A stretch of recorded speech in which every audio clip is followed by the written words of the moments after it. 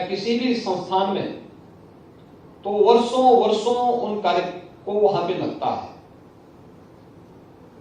मैं अक्सर शासन से जुड़ी हुई बहुत सारी चीजों की इन बातों को देखता हूं कि टेक्नोलॉजी का उपयोग करके हम किसी नागरिक के जीवन में कितना आसान और सुगमतापूर्ण तरीके से उसके जीवन को हम एक नई राह दिखा सकते हैं।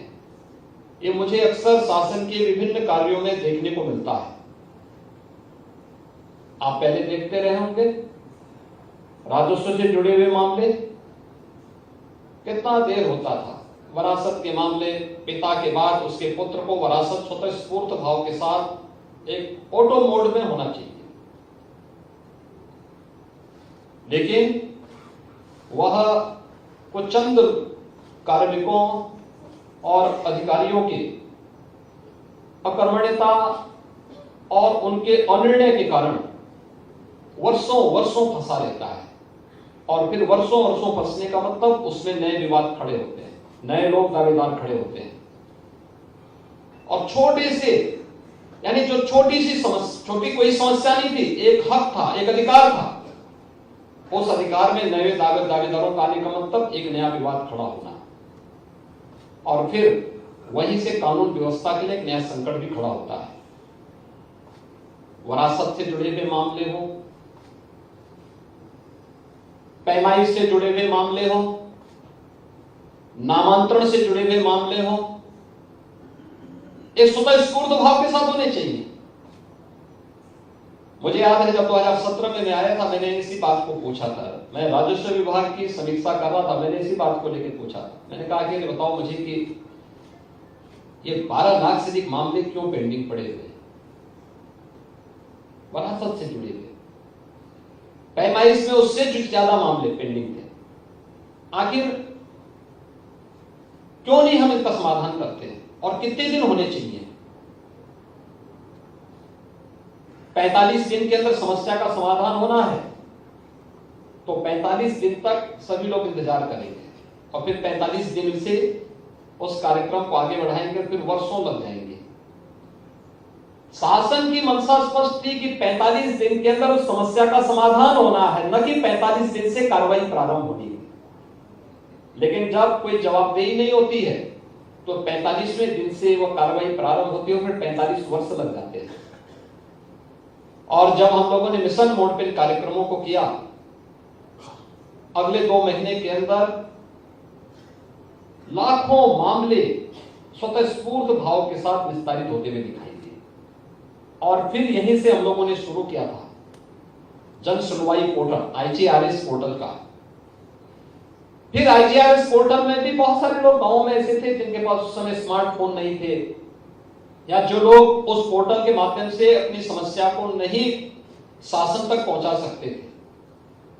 क्योंकि हर व्यक्ति जनता दर्शन में आए, हर व्यक्ति अपना एप्लीकेशन लेकर के यहां तक पहुंच जाए, हर व्यक्ति ईमेल कर ले,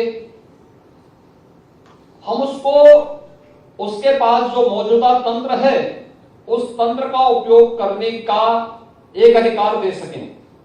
तो हमने IGRS की अपनी पद्धति विकसित की, जो अपने सिस्टम से, अपने स्मार्टफोन से एक शिकायत दर्ज कर सके, बता सके, और फिर सिस्टम इस बात के साथ जोड़ा गया कि वह इस बात को जवाबदेह बने कि आखिर कहां से इस समस्या का समाधान होना है।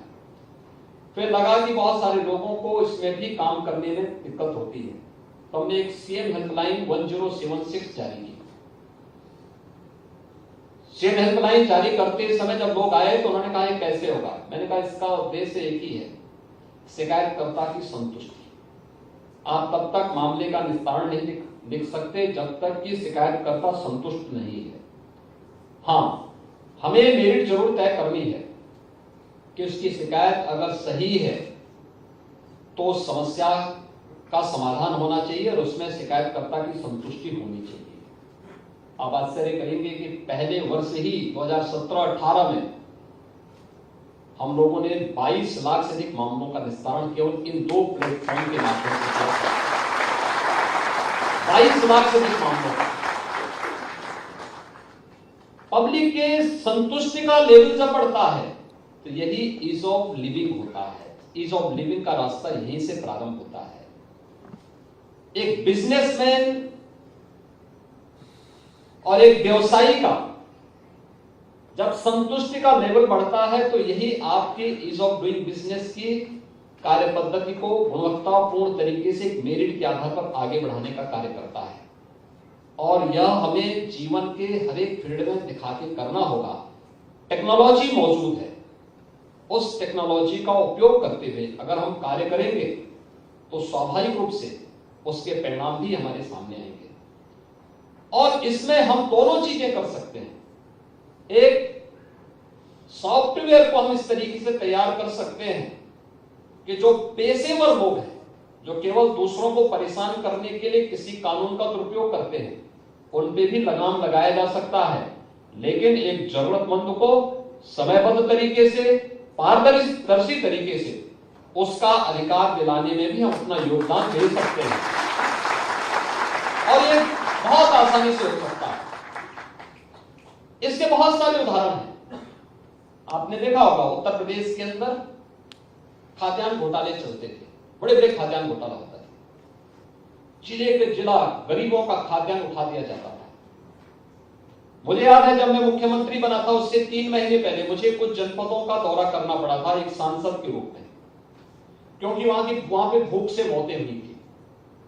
और मुझे याद है जब मैं चुनाव के दौरान मैं दिल्ली से एक इंडियन एयरलाइंस की फ्लाइट से आ रहा था, तो मेरे बगल में उत्तर प्रदेश के तत्कालीन प्रमुख सचिव खाद्य मेरे साथी बैठे हुए थे।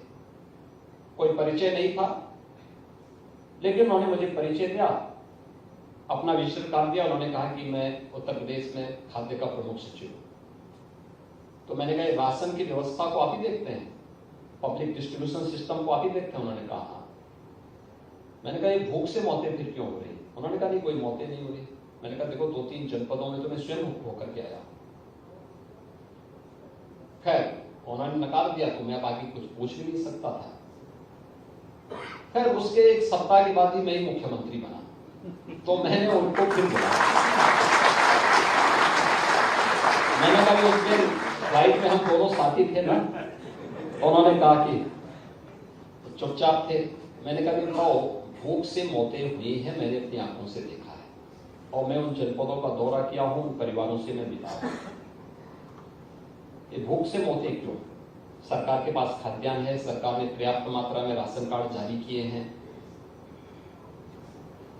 तो मैंने उसी दिन हर जनपद की टीम बनाई थी। 80,000 राशन जो हमारे पास फेयर प्राइस शॉप्स हैं 80,000 से अधिक है। और मैंने कहा एक साथ 80,000 राशन की दुकानों में छापेमारी होगी।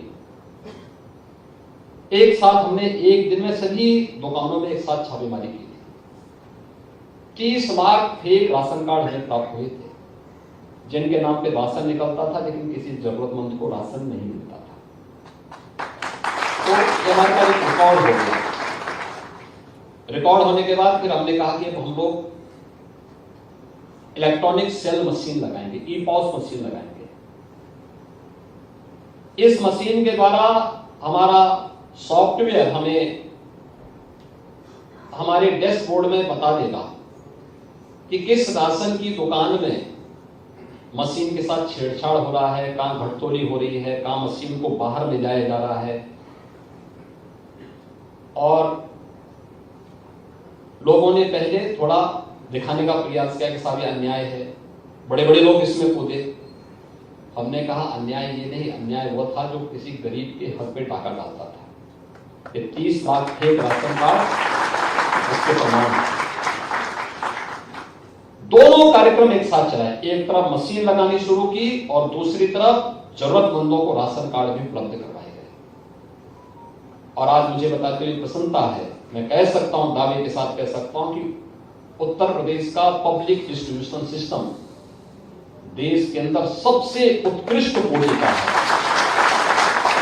आज के दिन में मैं कह सकता हूं कि 96% से लेकर 98% लोग उत्तर प्रदेश की फेयर प्राइस शॉप में अपना खाद्यान्न प्राप्त करते हैं, बिना किसी घटतोली के, बिना किसी देरी के उन्हें यह प्राप्त होता है। और इसका हमें भी लाभ हुआ। राज्य सरकार को 1200 करोड़ रुपए की सालाना बचत भी हुई। यानी ये राशन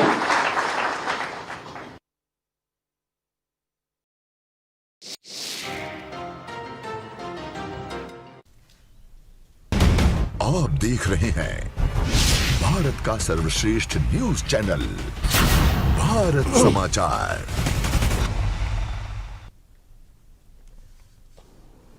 मैं अक्सर शासन से जुड़ी हुई बहुत सारी चीजों की इन बातों को देखता हूं कि टेक्नोलॉजी का उपयोग करके हम किसी नागरिक के जीवन में कितना आसान और सुगमतापूर्ण तरीके से उसके जीवन को हम एक नई राह दिखा सकते हैं।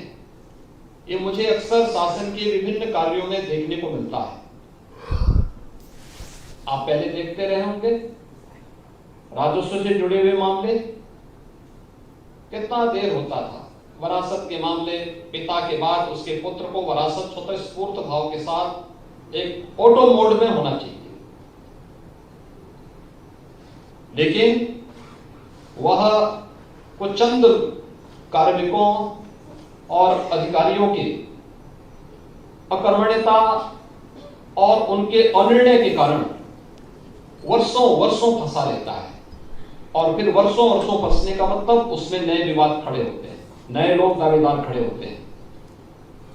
और छोटे से, यानी जो छोटी सी समस्या, छोटी कोई समस्या नहीं थी, एक हक था, एक अधिकार था, उस अधिकार में नए दावेदारों का आने का मतलब एक नया विवाद खड़ा होना, और फिर वहीं से कानून व्यवस्था के लिए एक नया संकट भी खड़ा होता है।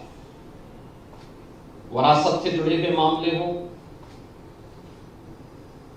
पैमाइश से जुड़े हुए मामले हो, नामांतरण से जुड़े हुए मामले हो, एक स्वतःस्फूर्त भाव के साथ होने चाहिए। मुझे याद है जब 2017 में मैं आया था, मैंने इसी बात को पूछा था। मैं राजस्व विभाग की समीक्षा कर रहा था, मैंने इसी बात को लेकर पूछा था। मैंने कहा कि बताओ मुझे कि ये 12 लाख से अधिक मामले क्यों पेंडिंग पड़े हुए, वरासत से जुड़े हुए, पैमाइश में उससे ज्यादा मामले पेंडिंग थे। आखिर क्यों नहीं हम इनका समाधान करते हैं, और कितने दिन होने चाहिए? 45 दिन के अंदर समस्या का समाधान होना है तो 45 दिन तक सभी लोग इंतजार करेंगे, और फिर 45 दिन से उस कार्यक्रम को आगे बढ़ाएंगे, फिर वर्षों लग जाएंगे। शासन की मंशा स्पष्ट थी कि 45 दिन के अंदर उस समस्या का समाधान होना है, न कि 45 दिन से कार्रवाई प्रारंभ होनी है।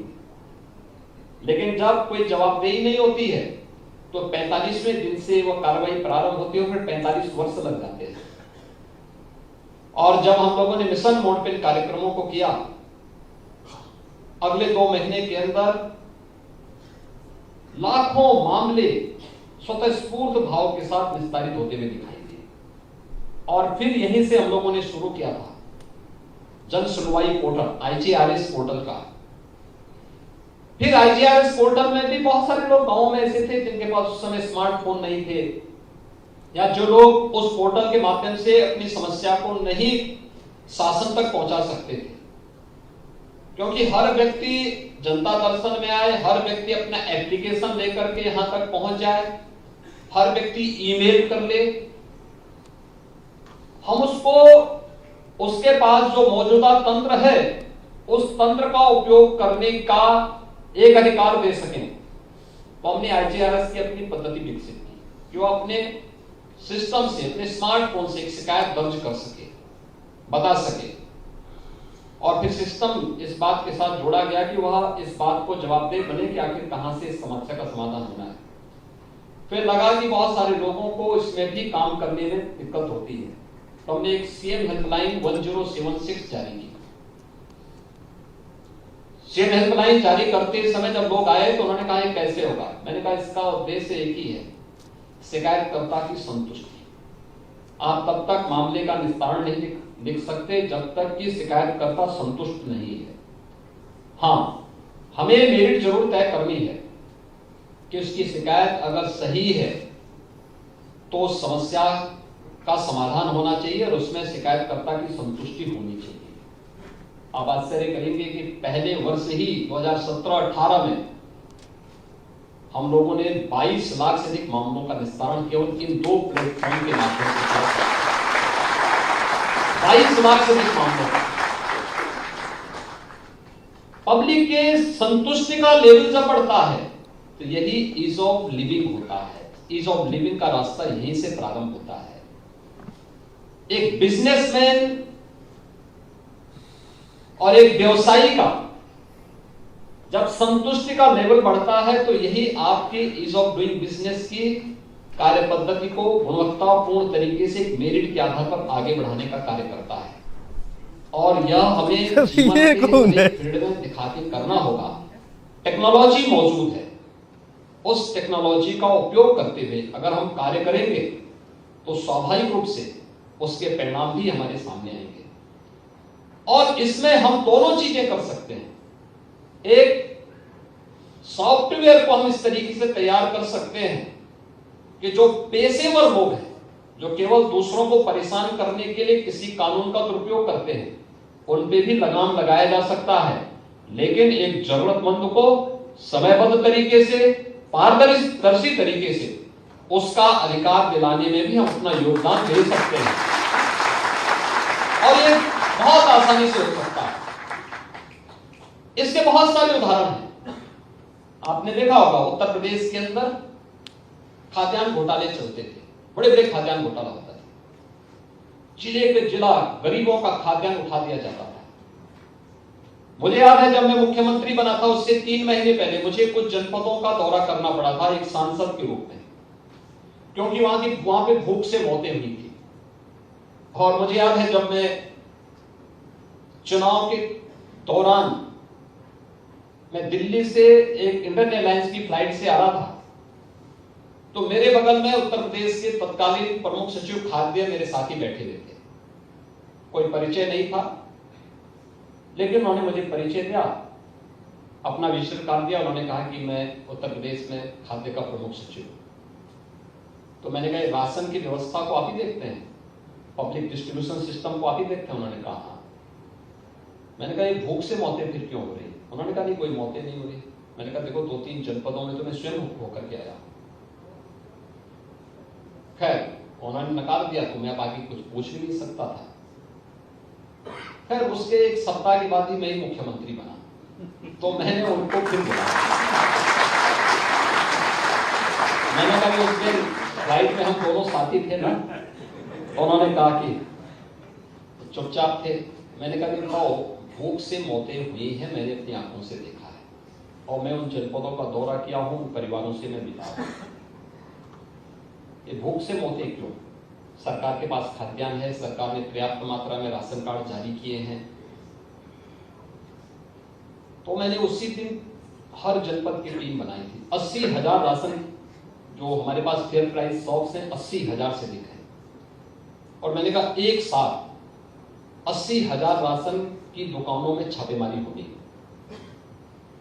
एक साथ हमने एक दिन में सभी दुकानों में एक साथ छापेमारी की थी। 30 लाख फेक राशन कार्ड हमें प्राप्त हुए थे, जिनके नाम पे राशन निकलता था लेकिन किसी जरूरतमंद को राशन नहीं मिलता था। तो ये हमारे पास एक रिकॉर्ड हो गया। रिकॉर्ड होने के बाद फिर हमने कहा कि अब हम लोग इलेक्ट्रॉनिक सेल मशीन लगाएंगे, ई-पॉस मशीन लगाएंगे। इस मशीन के द्वारा हमारा सॉफ्टवेयर हमें हमारे डैशबोर्ड में बता देगा कि किस राशन की दुकान में मशीन के साथ छेड़छाड़ हो रहा है, कहां घटतोली हो रही है, कहां मशीन को बाहर ले जाया जा रहा है। और लोगों ने पहले थोड़ा दिखाने का प्रयास किया कि साहब ये अन्याय है, बड़े बड़े लोग इसमें कूदे। हमने कहा अन्याय ये नहीं, अन्याय वो था जो किसी गरीब के हक पे टाका डालता था। ये 30 लाख फेक राशन कार्ड उसके प्रमाण है। दोनों कार्यक्रम एक साथ चलाए, एक तरफ मशीन लगानी शुरू की और दूसरी तरफ जरूरतमंदों को राशन कार्ड भी उपलब्ध करवाए गए। और आज मुझे बताते हुए प्रसन्नता है, मैं कह सकता हूं, दावे के साथ कह सकता हूं कि उत्तर प्रदेश का पब्लिक डिस्ट्रीब्यूशन सिस्टम देश के अंदर सबसे उत्कृष्ट कोटि का है। आज के दिन में मैं कह सकता हूं कि 96% से लेकर 98% लोग उत्तर प्रदेश की फेयर प्राइस शॉप में अपना खाद्यान्न प्राप्त करते हैं, बिना किसी घटतोली के, बिना किसी देरी के उन्हें यह प्राप्त होता है। और इसका हमें भी लाभ हुआ। राज्य सरकार को 1200 करोड़ रुपए की सालाना बचत भी हुई। यानी ये राशन, क्योंकि मार्केट में जो दाम होता है उसकी तुलना में हम बहुत सस्ते दाम पर देते हैं, और अब तो फ्री दे रहे हैं। ये जो बीज का पैसा था ये सरकार देती थी, लेकिन उतनी जब हमारी बचत हुई तो उतनी बचत से हम अन्य वेलफेयर की स्कीम को निकाल करके लोगों के जीवन में परिवर्तन लाने का काम कर रहे हैं। और अब हम लोगों ने फेयर प्राइस शॉप को भी मॉडल फेयर प्राइस शॉप बनाने की कार्रवाई को आगे बढ़ाया। और ये हर एक फील्ड में क्या है, टेक्नोलॉजी जीवन में परिवर्तन लाने का माध्यम बन सकती है, बहुत सशक्त माध्यम बन सकती है, लेकिन हमें इसका उपयोग करना होगा। दुरुपयोग करने वालों को भी रोकना पड़ेगा। पब्लिक के मन में एक विश्वास आएगा, सूचना का अधिकार, कानून उसी का एक सशक्त माध्यम है।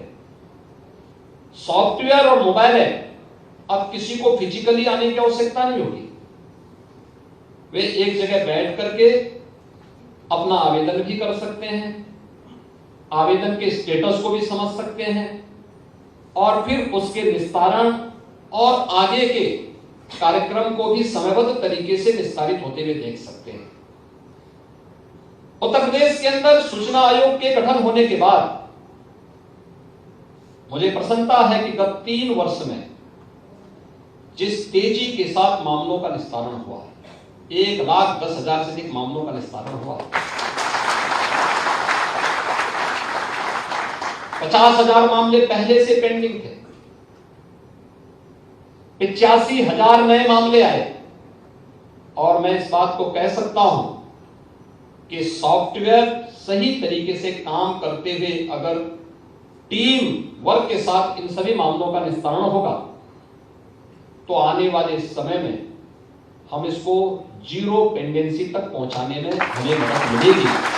और वास्तव में यही इस कानून का सचमुच यही कानून की उपयोगिता है, और यही एक नागरिक के अधिकार भी हैं जो लोकतंत्र में एक सामान्य नागरिक को प्राप्त होने ही चाहिए। मुझे प्रसन्नता है कि उत्तर प्रदेश का राज्य सूचना आयोग आज अपना स्वयं का नवीन सॉफ्टवेयर और मोबाइल ऐप को लॉन्च करने वाला देश का पहला राज्य सूचना आयोग है। मैं इसके लिए मुख्य सूचना आयुक्त श्री भवेश कुमार सिंह जी को और उनकी पूरी टीम को इस बात के लिए धन्यवाद दूंगा।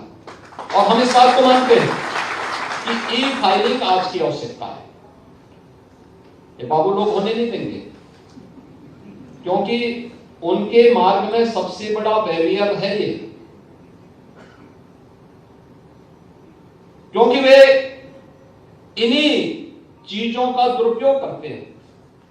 लेकिन हमें सख्ती के साथ उसमें बढ़ना ही पड़ेगा, तभी एक सामान्य नागरिक का लोकतंत्र में विश्वास मजबूत होगा, कानून के राज में उसका विश्वास मजबूत होगा, और वह व्यवस्था पर मजबूती के साथ विश्वास करते हुए भारत की लोकतांत्रिक संस्थाओं को और मजबूती प्रदान करने में अपना योगदान दे पाएगा। और आज हमें इस दिशा में आगे बढ़ने की आवश्यकता है, क्योंकि टेक्नोलॉजी